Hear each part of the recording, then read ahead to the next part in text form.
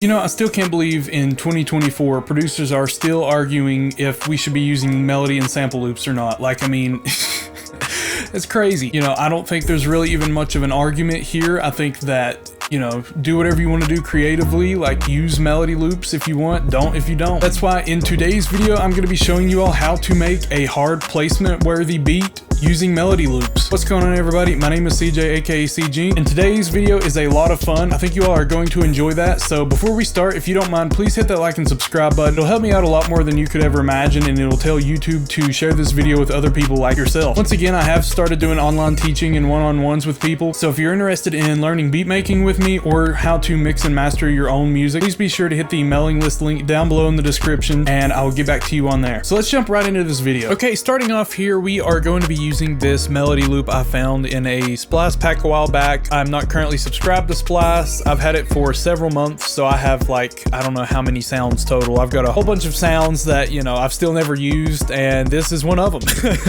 So I haven't found a need to resubscribe. So anyways, we're going to be starting here with this loop from this reggaeton pack. The melody loop or the sample, whatever you want to call it, is at 98 BPM, and here's what it sounds like.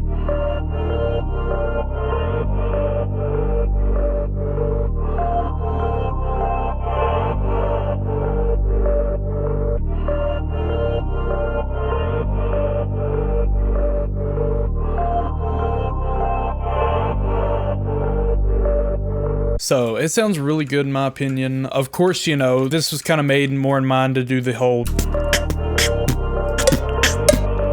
those type of drums, but you know, you can do whatever you want with anything. That's kind of the beauty of using samples or melodies, is that you can completely use them for any unintended purposes or intended purposes, you know, anything really at all. So thankfully here, I do have many of the individual tracks from this loop. I don't think I've got every single track from it. However, I don't have the main vocals that are in this loop, but I do have some alternate vocals from the loop. So really, I just want to talk about kind of song structure and placement when you have, you know, melody loops or individual tracks. So obviously, you know, you would immediately think, well, everything plays at once here. And I mean, it does work. There's nothing wrong with that. However, there are two plucks here. Just one pitched up an octave higher, so I'm going to go ahead and move that to the side. I do have everything routed here to their own mixer tracks as well. I like working with all the individual tracks within a melody loop or sample, just so that way you have ultimate control over volume levels and, you know, EQ and everything else like that. So as you can hear, this is the different sounding vocal. This is the main sounding vocal.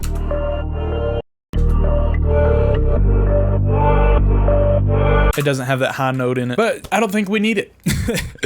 So I think I'm going to actually alternate between these two here. I'm going to go back and forth between the kind of combined loop and the stems or tracks of it. I don't like using the term stems. Stems usually means like all of these melody sounds together would technically be a stem. I like saying multi-tracks or just individual tracks, whatever. Anyways, I do like this bass. This is a really good bass sound.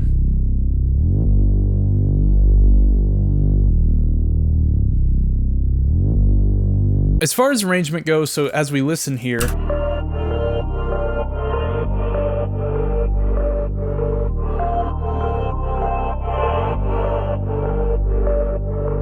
to me, I'm kind of hearing doing a little something different that you usually wouldn't do, and that would be kind of taking a break after the intro. So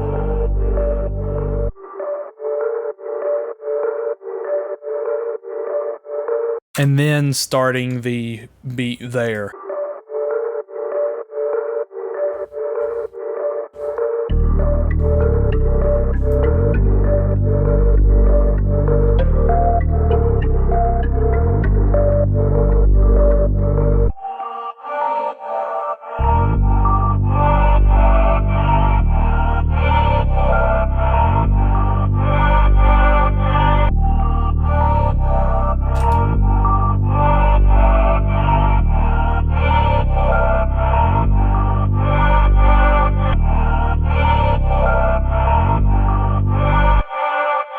I really like the progression in this, so I don't know as far as starting it if I want to have this gap here. It seems like it'd be a good idea, but I think I might just wait and I don't know. So as far as drum sounds go for this beat, I'm really hearing going kind of in between a half time and double time drum arrangement. So do that maybe for like the verse sections, and then for the hook or choruses, we will have it double time, you know, so it'll be more like that. So we're kind of on the West Coast side of things. So I think I'm going to go ahead and arrange the majority of my drums around this section here. And a lot of the drums will of course translate over to the other section. I can always go back and change them later. So one of the things I try to do when I use melody loops or samples is I try to make sure the drums don't necessarily interfere with the sample, if that makes sense. My thought process when it comes to doing drums over most melodies is the exact same as when I make something, you know, I just want the drums to fit the vibe. So we're kind of in that West Coast territory. So I'm probably going to, you know, do some of the simple hi-hats and kind of similar to West Coast stuff, and we'll just go from there.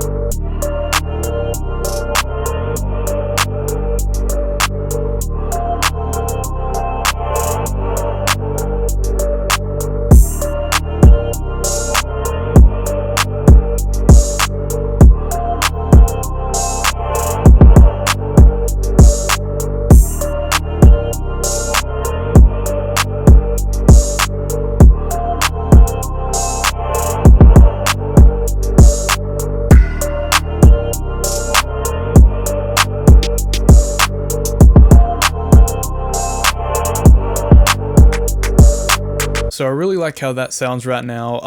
One thing I noticed somebody did in a beat that I really liked is that they found like a real sounding hi-hat loop to put behind their drums. So I want to try that with this melody and see how that sounds. Oh, that's so cool. I don't know why I've never done this before.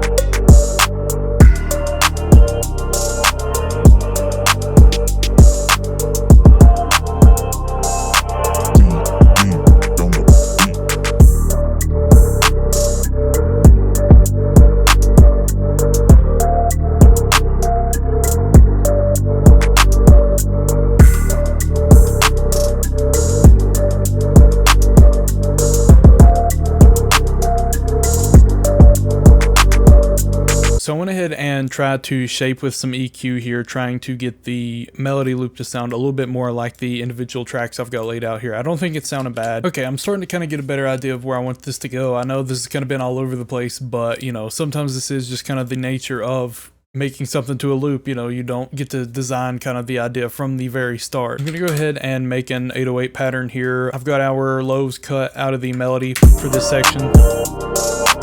4-1, and then I think I would bring it back in, say here at the second half here before the hook comes back in.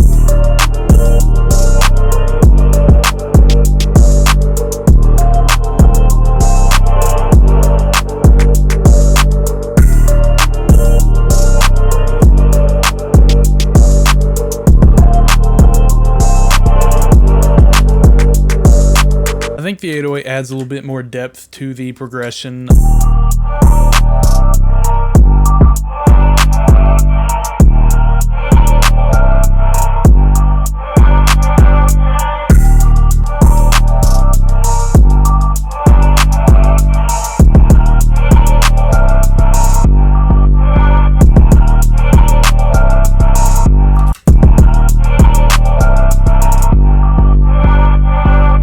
So overall, this kind of took an unexpected turn. If I would have had the vocal for this section here. I would have probably just done everything separate like I did here as well, but you know, sometimes we don't have that, and that's just kind of a good example to make do with what we've got. Some things that really caught my ear originally with this was doing this little just like 2-bar break here. That really kind of caught my ear and was a good idea I had, and going to the halftime section here, I really thought that was a good idea, and I'm glad I tried that. So I think I'm gonna go ahead and add maybe just 1 or 2 pieces of ear candy here as far as risers and stuff. So after I do that, let's go ahead and listen to the full beat.